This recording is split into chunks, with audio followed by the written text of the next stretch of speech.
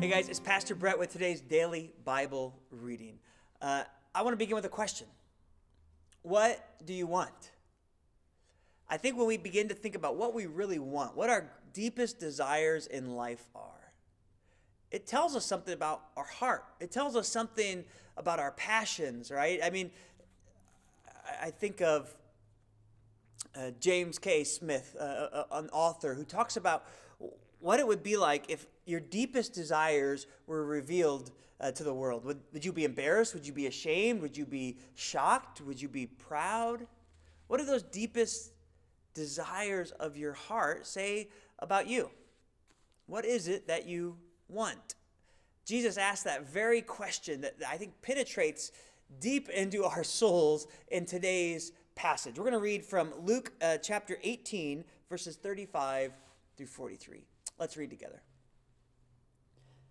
As Jesus approached Jericho, a blind man was sitting by the roadside begging. When he heard the crowd going by, he asked what was happening. They told him, "Jesus of Nazareth is passing by." And he called out, "Jesus, Son of David, have mercy on me." Those who led the way rebuked him and told him to be quiet.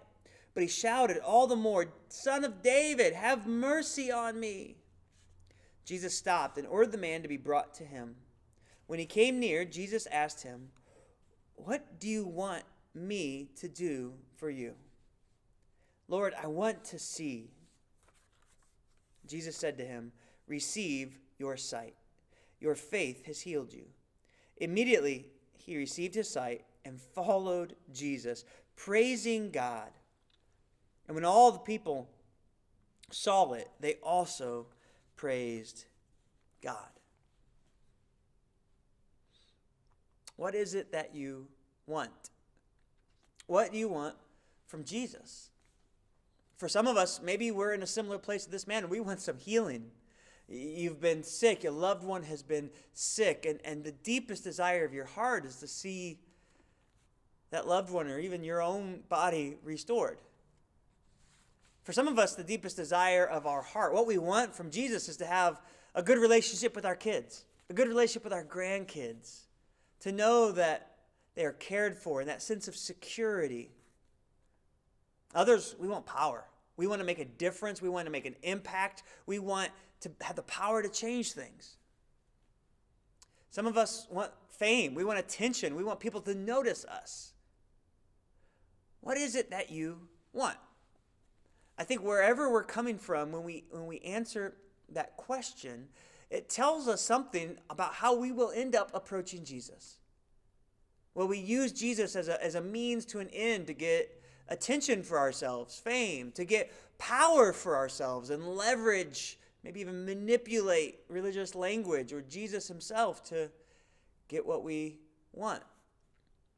Sometimes we've created an idol in the family, and what we want is that safety and the security this life doesn't really offer. All we want from him is a promise that our family will be okay. What is it that you want? As I ask this question in my own heart, honestly, I'm surprised. I'm surprised by how penetrating that question can be. I want all those things, right? I want security for my kids. I want affirmation. I want the ability to make an impact in this world. And as I was reflecting more and more on this question, I think the brilliance of the way that Jesus asked this to each of us in our own lives is it really can reveal something about sometimes the way I'm approaching Jesus. I love in this story the man who calls out to Jesus. He approaches him not, from a position of power. Not from a place where he can try to bargain to get what he wants from Jesus. Instead, it's from a place of weakness. It's from a place of acknowledging, Jesus, I can't bring you anything. Just have mercy on me. Have mercy. That's where I find myself today. Simply crying out, Jesus, have mercy. The desires of my heart are misordered so often.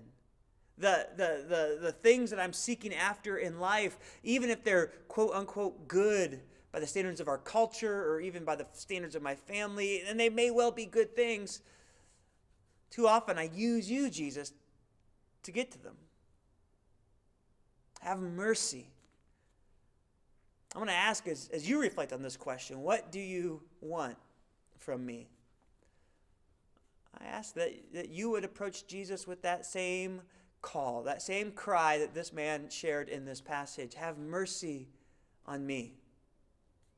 None of us have it all together. We have misordered priorities. We have challenges in life. We have our own sinfulness in our hearts.